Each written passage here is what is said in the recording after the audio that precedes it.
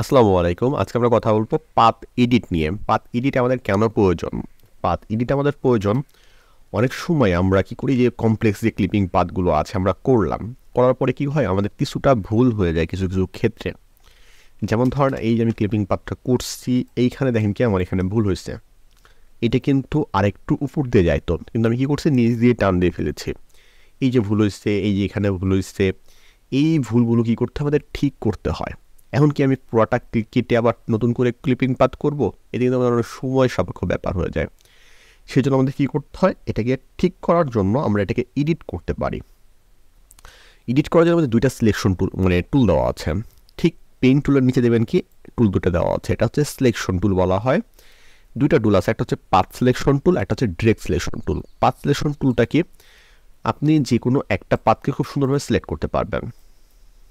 যেমন ধরেন এখানে কিন্তু আমরা অনেকগুলো পাথ করেছি।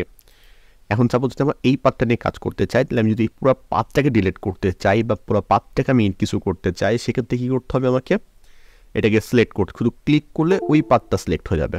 দেখেন কি অন্য কোনো পাথ কিন্তু সিলেক্ট হয় না, অন্যগুলো পাথের জন্য আমরা এই পিন বা অ্যাঙ্গেলগুলো দেখতে পাচ্ছি না। শুধু এইটাকে সিলেক্ট করতে দেখে এটা আমরা হয়েছে। আমি যদি ডিলিট দিই এটা সম্পূর্ণ ডিলিট হয়ে যাচ্ছে। আপনি যদি এটাতে ক্লিক করেন তাহলে এটা সিলেক্ট করতেছে, যদি এটাতে ক্লিক করে দিলে এটা সিলেক্ট হচ্ছে, যদি এটাতে ক্লিক করি এটাকে সিলেক্ট হচ্ছে।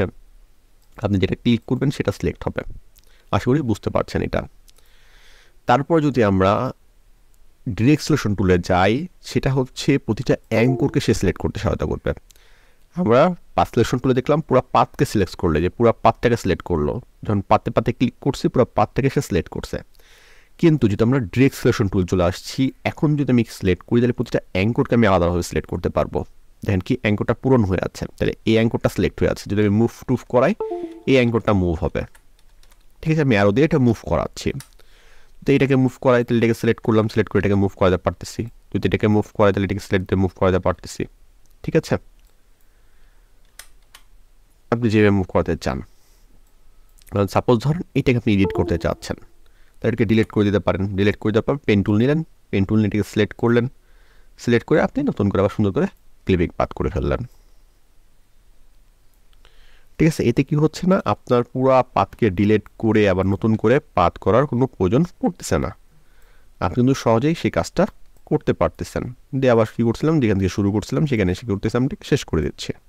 তো দেখেন কি আমার ক্লিপিং পাথটা হয়ে গেল। এইভাবে আপনি যে কোনো টাইপ ডিএসএল টুল সিলেক্ট করলেন, সিলেক্ট করে আপনি কী করতে পারেন, এটাকে আপনার হচ্ছে না, এটা কী করতেছেন ডিলিট করে দিচ্ছেন, কিবোর্ড থেকে ডিলিট করে দিলেন। দিয়ে পেন টুল সিলেক্ট করলেন, পেন টুল সিলেক্ট করার পরে এখান থেকে ধরলেন, এখান থেকে ধরলেন,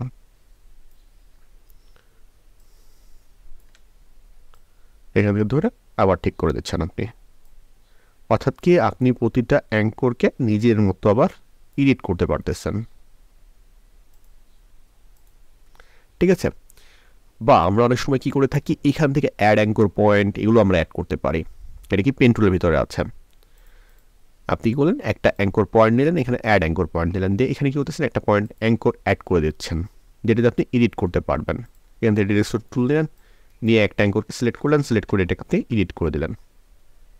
ঠিক আছে, আবার ধরেন এটাকে দিচ্ছেন, দিয়ে এটাকে একটা দিলেন, এখানে এখানে একটা দিলেন, দিয়ে এখানে একটা দিলেন।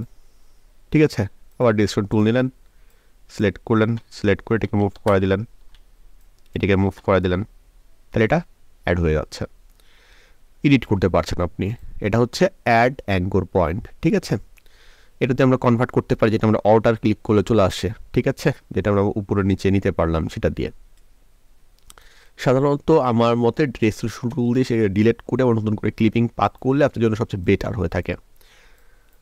ঠিক আছে, যেমন ধরুন এখানে ভুল আছে, তাহলে আমরা কী করবো, এখান থেকে ডিরেকশন টুলকে সিলেক্ট করতেছি। এখান থেকে আমরা দেখতে পাচ্ছি যে পুরোটা একটা ক্লিপিং পাথ ধরছে তারা। তাহলে যেগুলো একটা অ্যাঙ্কর আমি ডিলিট করে দিলাম, এই অ্যাঙ্করটাকে আমি ডিলিট করে দিচ্ছি। ডিলিট করার পর পেন টুল নিচ্ছি, অবশ্যই পেন টুল নেবেন কিন্তু। পেন টুল সিলেক্ট করলাম, দিয়ে এটাতে একটা ক্লিক করব। ক্লিক করার পরে এখন আপনার মতো আপনি খুব সুন্দরভাবে কাজগুলো করতে পারছেন।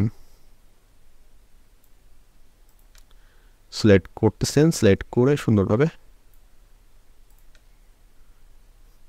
যেরকম আছে ঠিক সেরকমভাবে বসা দিলেন। ঠিক আছে, এতে আপনার কাজটা হয়ে যাচ্ছে। কিন্তু এখানে একটু সমস্যা আছে, এখানে আপনি কী করতে পারেন, তাহলে ওই ডিরেক্ট টুল দিয়ে হালকা একটু টেনে দিতে পারেন। ওকে, তাহলে সুন্দর হয়ে গেল।